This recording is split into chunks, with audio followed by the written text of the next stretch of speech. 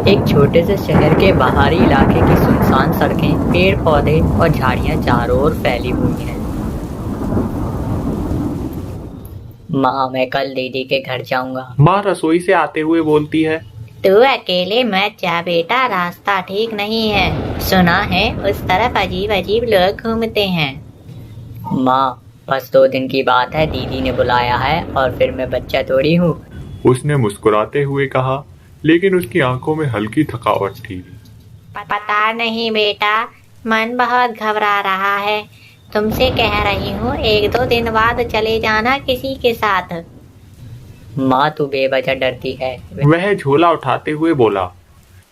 सुबह जल्दी निकलूंगा, पता लिखा है, रास्ता भी पूछ लिया है। माँ ने उसके हाथ में एक छोटा सा ताबीज थमाया।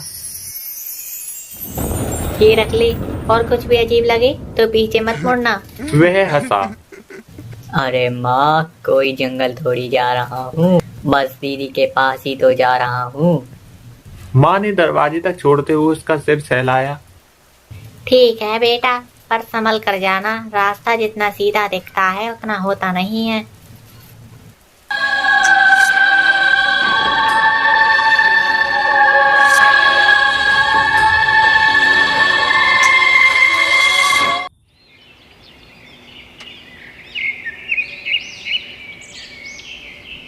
अगली सुबह वह आदमी एक थैले में कुछ कपड़े डालकर निकल पड़ा। रास्ते में सब ठीक था, पर जैसे ही शहर से बाहर की ओर पुरानी गलियों में पहुंचा, सब कुछ धीरे धीरे अजीब लगने लगा। वह एक सुनसान रास्ते पर चलता गया। चारों ओर घने पेड़ और झाड़ियां थीं। सूरज धीरे धीरे ढलने लगा था। उसके सामने एक पागल आदमी आ खड़ा हुआ। भाई, जरा बताइए मेरी बहन का घर कहाँ है? वो यहाँ कहीं आसपास रहती है। बहन का घर तो हर जगह है, तुम ढूंढो, मिलेगा जरूर तुम्हें, लेकिन तुम्हें वो घर नहीं मिलेगा जो तुम ढूंढ रहे हो। क्या बकवास कर रहे हो? बस बताओ ना, बहन का घर कहाँ है? मेरा सारा दिन खराब हो गया है।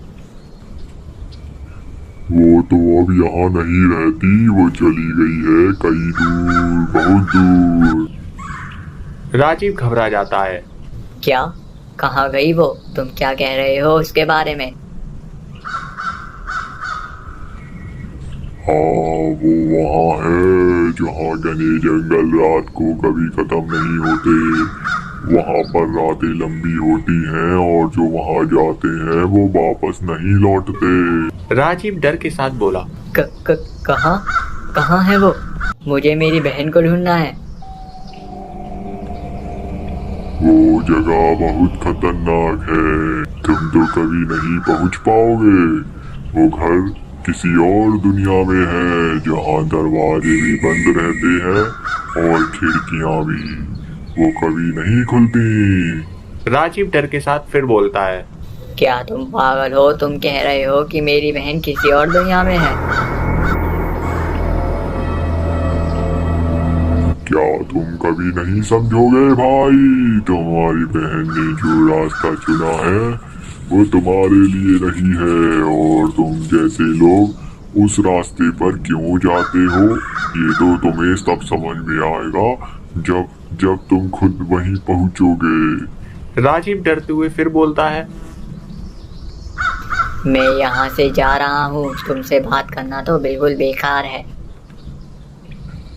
सावधान रहना, तुम्हारी बहन का घर हमेशा तुम्हारे पास रहेगा, पर तुम कभी उस तक नहीं पहुंच पाओगे। राजीव और एक औरत की मुलाकात होती है, जो औरत उसे रास्ता बताने से कतराती है। वह घबराया हुआ पूछता है। मुझे थोड़ी मदद चाहिए, मेरी बहन का घर कहाँ है? क्या तुम मुझे परेशान करने आए हो? नहीं, मैं बस अपनी बहन का घर ढूंढ रहा हूँ। क्या तुम मुझे परेशान करने आए हो? क्या तुम मुझे छेड़ने आए हो? क्या?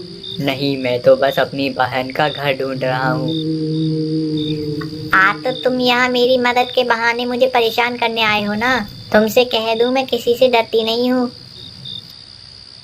नहीं नहीं, मैं सच में, मुझे बस रास्ता चाहिए। क्या क्या तुम दोनों एक दूसरे से रास्ता पूछ रहे हो? यह तो वही जगह है जहाँ लोग रास्ता नहीं बल्कि एक दूसरे को ढूंढते हैं। क्या तुम मुझे पागल समझ रहे हो? कभी मेरे पास आकर छेड़ा ना तो बहुत मारूंगी। अरे नहीं, मैं आपका परेशान करना नहीं चाहता हूँ। मैं बस अपनी बहन का पता पूछ रहा हूँ। सुनो, तुम्हारी बहन को ढूंढने के लिए तुम दोनों को एक साथ जाना होगा, लेकिन ध्यान रखना उस रास्ते पर क्या मिलेगा ये कोई नहीं जानता। मुझे नहीं जाना किसी भी रास्ते पर तुम्हारे साथ। तुम क्या समझते हो यहाँ किसी को चुपचाप परेशान करना आसान है? मुझे क्या समझा रही हो तुम? मैं सच में बस रास्ता पूछ रहा हूँ तुमसे।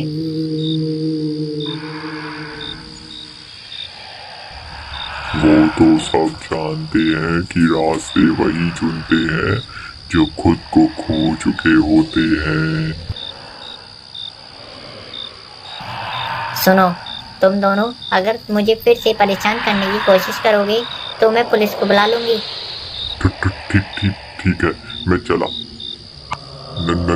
तुम दोनों सही जगह नहीं पहुंच पाओगे, ये सब तुम्हारे भीतर ही है। औरत उस आदमी को देखती है और फिर अपनी राह पर चल देती है, लेकिन लंबा आदमी अभी भी परेशान है।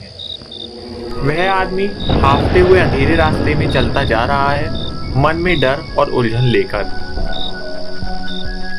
ना घर बहन का मिला, ना कोई सही इंसान, और ऊपर से सब मुझे पागल समझ रहे हैं।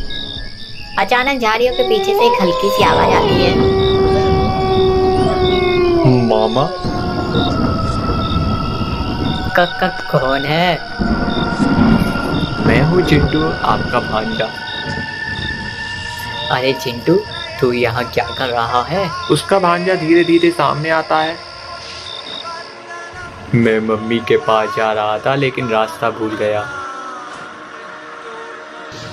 तू मम्मी के पास? इस सुनसान रास्ते से, वो भी अकेला? मम्मी ने कहा था मत निकलना, लेकिन मैंने सोचा मामा मिलने आएंगे तो मैं ही ढूंढने निकल पड़ा। पगले, मैं तुझे ही ढूंढते ढूंढते पागल हो गया। तू ठीक तो है ना? हाँ मामा, लेकिन रास्ते में एक अजीब से बाबा मिले थे। कह रहे थे कि तुम्हारे मामा भूत बन चुके हैं। क्या? और फिर बोले अगर तुम्हारे मामा आए तो उन्हें पीछे मत देखना, वरना वो हवा में उड़ जाएंगे। लंबा आदमी पीछे देखने ही वाला होता है पर रुक जाता है। मामा आप तो असली हो ना? मुझे खुद भी अब यकीन नहीं रहा बेटा। तभी पीछे से वही पागल आदमी की आवाज आती है दूर से। जो ढूंढे रास्ता वो खो जाए, जो खो जाए वो खुद मिल जाए। जो ढूंढे रास्ता वो खो जाए, जो खो जाए वो खुद मिल जाए। उसका भांजा डर करके वह कहता है, चलो मामा। हाँ बेटा, अब तो तू ही मेरा रास्ता है। ठक होती है, वह धीमे कदमों से दरवाजे की ओर जाती है। बेटी पीछे खड़ी है, बहन धीरे से दरवाजा खोलती है। दरवाजा खुलते ही सामने उसका भाई खड़ा है, थका हुआ लेकिन मुस्कुराता है, और साथ में चिंटू भी खड़ा है। बहन की आंखें भर जाती हैं, वह झट से बोल पड़ती है, भाई तू आ गया?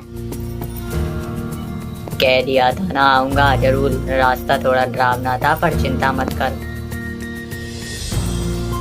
चिंटू भैया तुम ठीक हो? मम्मी पूरी शाम परेशान थी।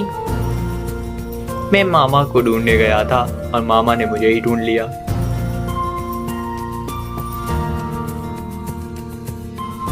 कम से कम एक फोन तो कर देता, तुझे कुछ हो जाता तो। फोन की बैटरी खत्म हो गई थी बहना, पर देख तेरे दरवाजे तक तो मैं आ गया ना। तीनों हंसते हैं और अंदर की ओर बढ़ते हैं। बहन भाई को चाय ला कर देती है, बच्चे हंसी मजाक में लग जाते हैं। तो दोस्तों, आपको ये वीडियो कैसी लगी कमेंट सेक्शन में जरूर बताइएगा। वीडियो अच्छी लगी हो तो वीडियो को लाइक, चैनल पर नए हैं तो चैनल को सब्सक्राइब जरूर कीजिएगा। मिलते हैं अगली वीडियो में, तब तक के लिए जय हिंद जय भारत।